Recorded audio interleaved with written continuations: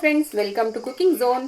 ಈ ದಿನ ನಿಮಗೆ ರುಚಿಕರವಾಗಿ ಮನೆಗಳಲ್ಲೇ ರೆಸ್ಟೋರೆಂಟ್ ಸ್ಟೈಲ್ ಹಾಗೂ ಮದುವೆ ಮನೆಗಳಲ್ಲಿ ಮಾಡುವಂಥ ಪನ್ನೀರ್ ಗ್ರೇವಿ ಮಾಡೋದನ್ನು ತೋರಿಸ್ಕೊಡ್ತೀನಿ. ಈ ಪನ್ನೀರ್ ಗ್ರೇವಿ ತುಂಬ ರುಚಿಯಾಗಿರುತ್ತೆ.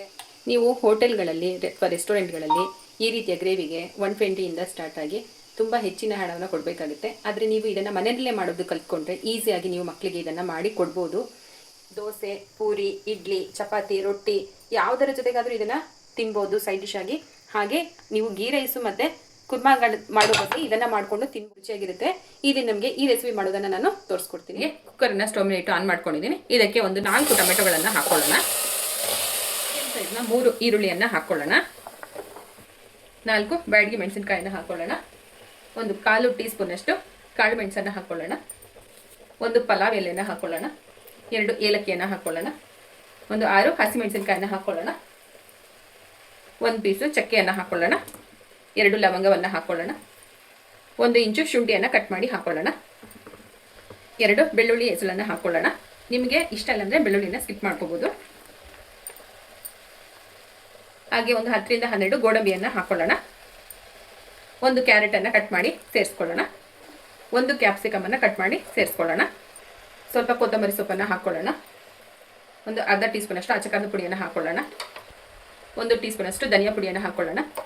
ಒಂದು ಅರ್ಧ ಟೀ ಸ್ಪೂನಷ್ಟು ಅರಿಶಿಣವನ್ನು ಹಾಕ್ಕೊಳ್ಳೋಣ. ಇದಕ್ಕೆ ಸ್ವಲ್ಪ ಉಪ್ಪನ್ನು ಹಾಕ್ಕೊಂಡು 1 ಲೋಟದಷ್ಟು ನೀರನ್ನು ಇದಕ್ಕೆ ಸೇರಿಸ್ಕೊಂಡು ಲಿಡ್ಡನ್ನು ಮುಚ್ಚಿ ಒಂದು 3 ವಿಷಲ್ ಕೂಗಿಸ್ಕೊಳ್ಳೋಣ. ಈಗ 3 ವಿಷಲ್ ಕೂಗಿದೆ. ಸ್ಟವನ್ನು ಆಫ್ ಮಾಡ್ಕೊಳ್ಳೋಣ. ವಿಜಿಲ್ ಹೋದ ನಂತರ ನಾವು ಇದನ್ನು ಕೂಲ್ ಆಗಲಿಕ್ಕೆ ಸ್ವಲ್ಪ ಹೊತ್ತು ಇಟ್ಕೊಳ್ಳೋಣ. ವಿಜಿಲ್ ಎಲ್ಲ ಹೋಗಿದೆ. ಈಗ ನಾವು ಲಿಡ್ಡನ್ನು ಓಪನ್ ಮಾಡಿಕೊಂಡು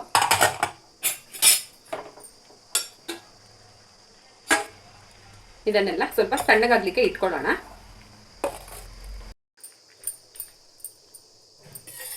ಇದರಲ್ಲಿ ನಾವು ರುಬ್ಬುವಾಗ ಈ ಪಲಾವ್ ಎಲೆಯನ್ನು ತೆಗೆದುಬಿಡೋಣ. ಜಾಸ್ತಿ ಇರೋದ್ರಿಂದ ನಾನು ಅರ್ಧವನ್ನು ಹಾಕೊಂಡು 2 ಸಾರಿ ರುಬ್ಕೋತೀನಿ. ರುಬ್ಬಿರುವಂಥ ಮಿಶ್ರಣವನ್ನು ನಾವು ಒಂದು ಪಾತ್ರೆಗೆ ಹಾಕ್ಕೊಳ್ಳೋಣ.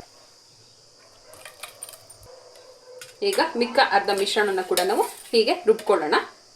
ಮೆತ್ತಗೆ ಬೇಯಿಸಿರೋದ್ರಿಂದ ಇದಕ್ಕೆ ನಾವು ನೀರನ್ನು ಸೇರಿಸೋದು ಬೇಡ. ಬೇಯಿಸಿರೋ ನೀರನ್ನು ಕೂಡ ಆಮೇಲೆ ನಾವು ಬಳಸ್ಕೋಬಹುದು.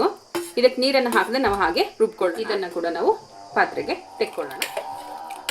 ಬಾಣಲೆಯನ್ನು ಬಿಸಿಗೆ ಇಟ್ಟು ಎಣ್ಣೆಯನ್ನು ಹಾಕೊಂಡು ರಿಫೈಂಡ್ ಆಯಿಲನ್ನು ಹಾಕೊಂಡಿದ್ದೀನಿ. ಇದಕ್ಕೆ ನಾವು ಪನ್ನೀರನ್ನು ಹಾಕೊಂಡು ಫ್ರೈ ಮಾಡ್ಕೊಳ್ಳೋಣ. ಪನ್ನೀರನ್ನು ನಾವು ಫ್ರೈ ಮಾಡ್ಕೊಳ್ಳೋಣ. 2 ಕಡೆ ತಿರುಗಿಸಿ ಈ ಥರ ಫ್ರೈ ಮಾಡ್ಕೊಂಡಿರೋಂಥ ಪನ್ನೀರನ್ನು ತೆಕ್ಕೊಳ್ಳೋಣ. ಇವಾಗ ಇದಕ್ಕೆ ನಾವು ಕ್ಯಾಪ್ಸಿಕಮನ್ನು ಹಾಕೊಳ್ಳೋಣ.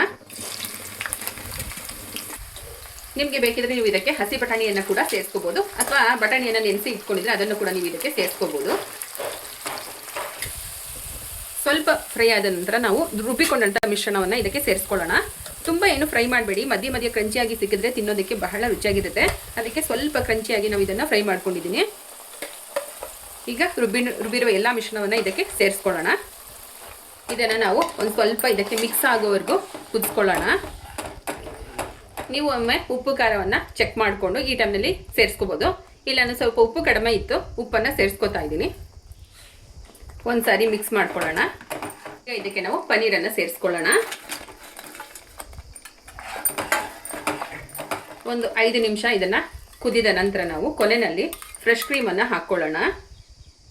ಕಸೂರಿ ಮೇಥಿಯನ್ನು ಸೇರಿಸ್ಕೊಳ್ತಾ ಇದ್ದೀನಿ. ಈಗ ಗ್ರೇವಿ ರೆಡಿಯಾಗಿದೆ. ಸ್ಟವನ್ನು ಆಫ್ ಮಾಡಿಕೊಂಡು ಸರ್ವಿಂಗ್ ಬೌಲ್ಗೆ ತೆಕ್ಕೊಳ್ಳೋಣ.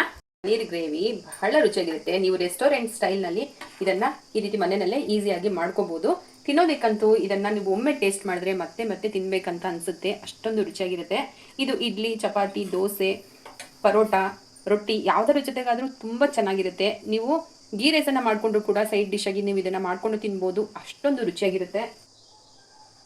ಈ ಡಿಶನ್ನು ನೀವು ಮನೆಯಲ್ಲೇ ಈಸಿಯಾಗಿ ಮಾಡ್ಕೊಳ್ಳಿ. ಹಾಗೆ ಈ ರೆಸಿಪಿ ಇಷ್ಟ ಆಗಿದ್ರೆ ನಮ್ಮ ಚಾನಲ್ನ ಲೈಕ್ ಮಾಡಿ, ಶೇರ್ ಮಾಡಿ, ಸಬ್ಸ್ಕ್ರೈಬ್ ಮಾಡ್ಕೊಳ್ಳಿ. ಹಾಗೆ ಕಾಮೆಂಟ್ ಕೂಡ ಮಾಡಿ.